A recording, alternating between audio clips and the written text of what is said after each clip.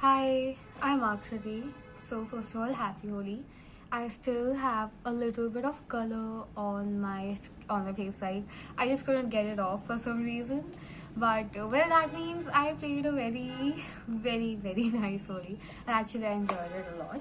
But also yesterday I finished another book. I'm actually surprised, at the pace at which I'm reading books this year because last year I don't remember reading a single book, even though I had so much time. Like from giving CVT exams to till the time my college started, I had a lot of time to finish books and read more books, but I did not read books for some reason. I don't know why. Maybe it was a big reader's block or something. Well, but I think I should. But I decided that I will read books this year, and I am. And I finished another book yesterday, and I'm so happy because that book was amazing. So that book is Before We Say Goodbye by Toshikazu Kawaguchi. It is the fourth part of the Before the Coffee Gets Cold series, and the only part that is left is the fifth part. Okay, so this is the book, and I really liked it. First of all, the cover, it's so pretty. I mean, I feel like it represents summer or maybe spring, but I really love this cover, especially the cat and the chairs and this spring, this cherry blossom is so pretty. Like I just really love it. It's very cute and very calming.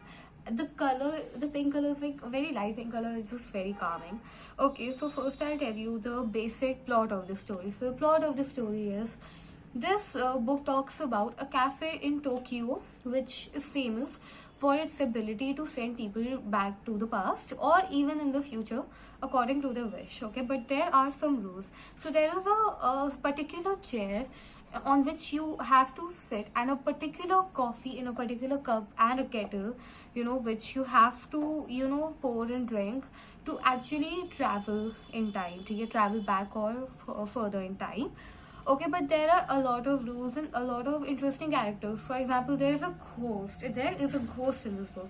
In the series, there is a ghost. Okay, and if you do not drink the coffee before it gets cold, when in another time, if you do not drink the coffee, then you will become a ghost and you will forever just sit on the same chair, always read a book, and just sip your coffee.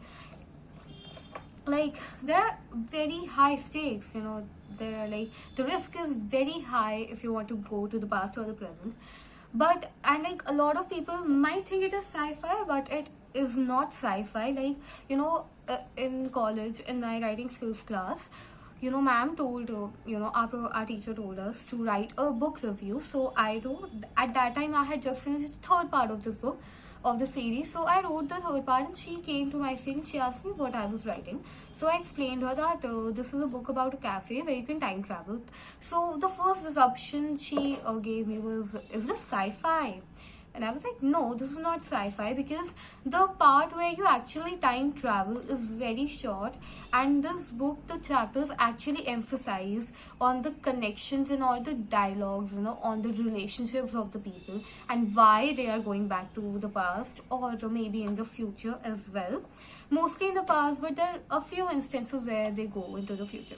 So each book has four chapters, and again the relationship map of characters. I just love this thing that they gave, because these are like all Japanese names. I sometimes get very confused when it comes to Japanese names, so this map is very much needed. Okay, and then there is of course the index. So this time it is the husband, the farewell, the proposal, and the daughter. So and I am surprised this time, because this time the author they decided to actually involve a pet in one of the characters. It might be any characters, like any chapter. In one of the chapters there was a story related to a pet, and I was like, how dare you involve a pet? Because that was so emotional, involving a pet, because we all love pets, like there's always an emotional connection with pets. Even though like I never really had one directly, my brother had one, but yeah. So that is the thing, and this time a pet was involved, and that chapter was exceptionally very emotional, and all the chapters were quite emotional. And this book didn't have a particular theme, not a particular theme like death. But I think if I had to say, like, for example, the last book I read, the third book, it had a particular theme. Like, people were dead in every chapter. People were dead, or they just died, or they were dying. Okay, they were surely dying, going to die. So, that was the theme. But in this book, I think the theme was just saying them bidding them goodbye.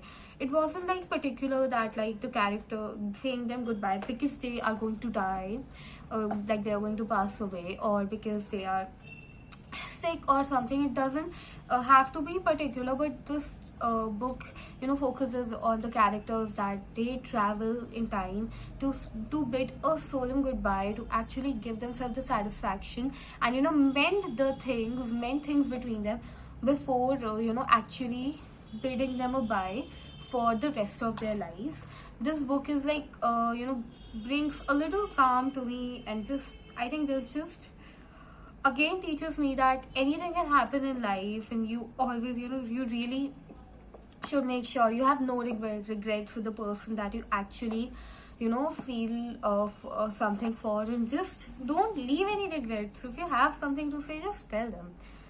Just don't leave any regrets. Always talk it out. Always just live your life and with the person you actually care about. And also, like, don't be rude to people who actually love you, and always try to think with a calm mind before you actually just be mean to them, because you never know when life might take away you from them. Okay, so that is the thing. And overall, I really loved this book. These books are really touchy feely type. They're very heart touching, very heartwarming, and this actually warmed my heart. And I am really glad I read this book, because it was really interesting, and it is what really brought my feelings to the tip of my heart. And of course, the pink theme is very interesting. Now I'm excited to read the green theme, but it's only the next book I'm reading. I'm trying to read a few different books before I read the last part of this, before I finish the series for all, and maybe I will then make a combined review for all of them. Who knows? But yeah. So, well, overall, I think I might give this book. Just give this book 8 out of 10.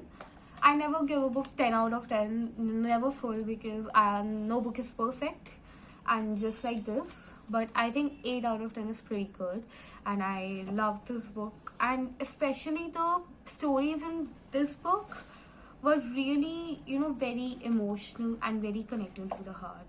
Because this book is because it doesn't, like, you don't have to put too much mind in it. It is not brain rot, but it is not very complicated like the classic literary fictions. So I think you should give it a read. Maybe if you are a beginner, you can definitely read the series out and get yourself going to read different books from this. I think so. Yeah, that is all for today, and I hope you like my videos. Please subscribe and help me grow, and please comment if if there's something you would like me to post. Okay, well, thank you. Bye.